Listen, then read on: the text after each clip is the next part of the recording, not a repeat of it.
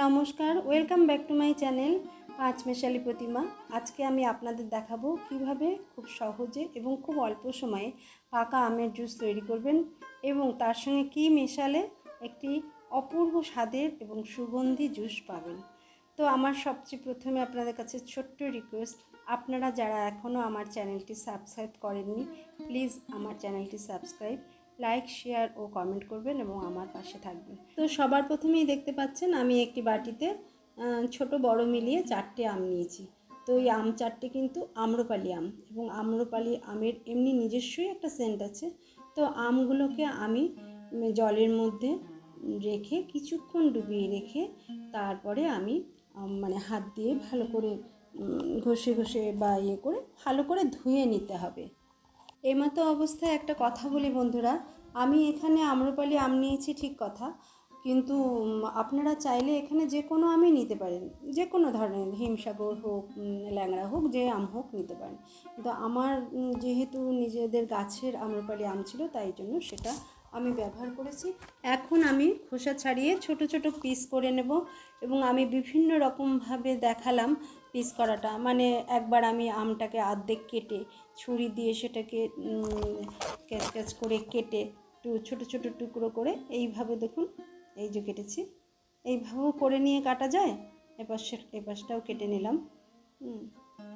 বিভিন্ন পদ্ধতিতেই কাটা যায়, আমি যেমন এইভাবে কাটছি। আবার পুরো আমটাকে ছুলেও আমি মিক্সার গ্রাইন্ডার ভিতরে টুকরো করে নিতে পারি। যেভাবেই হোক না কেন আমের খোসা থেকে প্লাপটা ছাড়িয়ে নিতে হবে। আপনারা চাইলে চামচ দিয়েও ছাড়িয়ে নিতে পারেন। এরপর একটা মিক্সার গ্রাইন্ডার বাটিতে, যেহেতু আমার 4টে আম, একটু বড় বাটিটাই নিয়েছি আমি, মাঝারি বাটিটা নিয়েছি আমি। তো আমি আস্তে আস্তে সমস্ত আমগুলো এই গ্রাইন্ডারের ভিতরে ছাড়িয়ে নিলাম। তো দেখুন আমার পুরোটা ছাড়িয়ে নেওয়া হয়েছে, টুকরো করা হয়ে গেছে। আমের কালারটা কি সুন্দর না বন্ধুরা? কালারের উপর কিন্তু অনেক কিছু নির্ভর করে। এরপরে দেখুন আমি বেশ কয়েক টুকরো বরফ দিয়ে দিলাম। তবে এটা সবসময় খেয়াল রাখবেন, এই বরফটা মিক্সার গ্রাইন্ডারের ক্যাপাসিটি অনুযায়ী দেবেন। অনেক সময় অনেক ব্লেন্ডারে কাটা অনুযায়ী কাটা ব্লেন্ড হয়ে যেতে পারে বা কিছু, কেন আমার গ্রাইন্ডারে সেই ক্যাপাবিলিটি আছে বলে আমি এটা দিলাম।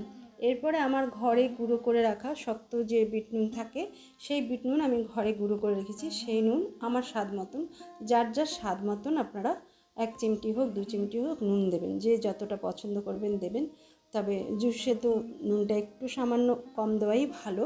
তারপরে এর মধ্যে দিয়ে দিলাম চিনি। চিনিটাও যার যার স্বাদ মতন দেবেন। আমি মোটামুটি বুঝতে পারছি এই আমটা দিয়ে আমার প্রায় 3 গ্লাসের উপরে শরবত হয়ে যাবে, তাই আমি 3 চামচ দিলাম, এর বেশি দিলাম না। যদি লাগে তো পরে দেবো। হ্যাঁ, এটার মধ্যে দিয়ে দিলাম। দিয়ে এবার অল্পটা জল দিয়ে দিলাম, জলটাও খুব সামান্য পরিমাণে দিলাম। এবার খুব সামান্য পরিমাণে আগে আমি ঘুরিয়ে নিলাম মিক্সারে। তো এখানটায় আমি দেখে নিচ্ছি, দেখুন বেশ অনেকটা গোটা গোটা আছে, তাই না? তো আমাকে অনেকটাই ঘোরাতে হবে। তো আরেকবার আমি মিক্সি গ্রাইন্ডারটা ঘোরালাম, কিন্তু সেটা 1.5 থেকে 2 মিনিট আমি ঘুরিয়ে নিলাম। এবং এই যে এখন আপনারা দেখতে পাচ্ছেন কি স্মুথভাবে ঘুরেছে, এবং তার কালারটা কি অসাধারণ। কিন্তু এখানে দেখা যাচ্ছে যে আমার এই জিনিসটা এখনও প্রচণ্ড ঘন আছে। তো বুঝতেই পারছেন এখনও আমার জল মেশাতে হবে। তো আমি সেই জলটাও কিন্তু খুব আস্তে আস্তেই মেশাবো। জলটা যে যেরকম খাবেন, পাতলা বা ভারী, সেটা তার উপর নির্ভর করে। তবে খুব ভারীও যেমন ভালো লাগে না, খুব পাতলাও সেরকম ভালো লাগবে না। তাই আমি বেশ কিছুটা জল দিয়ে মিশিয়ে এইবার আমি এটাকে একটা ছাঁকনির সাহায্যে বাটিতে ছেঁকে নেব। তো বন্ধুরা, এই আম যেহেতু আম্রপালি আম, এটার মধ্যে আঁশ খুব কম, তবুও আমি ছেঁকে নেবো। যদি একটা দুটো দানা থাকে সেটা বেরিয়ে যাবে। তো দেখুন আমি আস্তে আস্তে হাতা ঘুরিয়ে ঘুরিয়ে এটাকে, পুরোটা যেহেতু ঢেলে দিয়েছি, খুব আস্তে আস্তে আমি ঘুরিয়ে এটাকে ছেঁকে নিলাম। তো দেখতে পাচ্ছেন আমার কিন্তু একটু আঁশ নেই, তবে একটা দুটো দানা রয়েছে, ওটা যেই হাতা দিয়ে ডললাম সেটা কিন্তু পড়ে গেল। তো আমার জুস মোটামুটি তো এখানে কমপ্লিট, কিন্তু না, লাস্ট অবধি দেখুন আর একটা জিনিস দেওয়া বাকি আছে আমার। তো এখানে এখনও ঘন আছে, এটাকে আমি আস্তে আস্তে জল দিয়ে আরেকটু আমার মতন করে যেটা আমি রাখতে চাই সেটা করছি।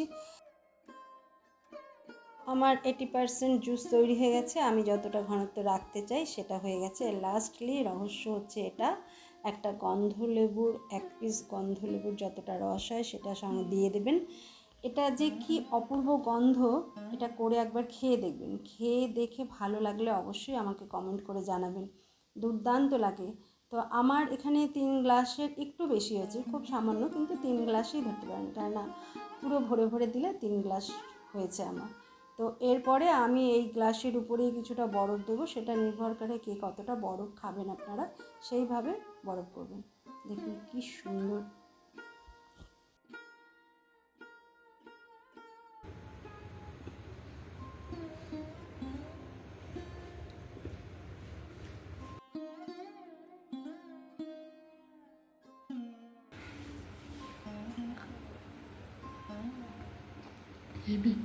দারুণ হয়েছে, দারুণ হয়েছে।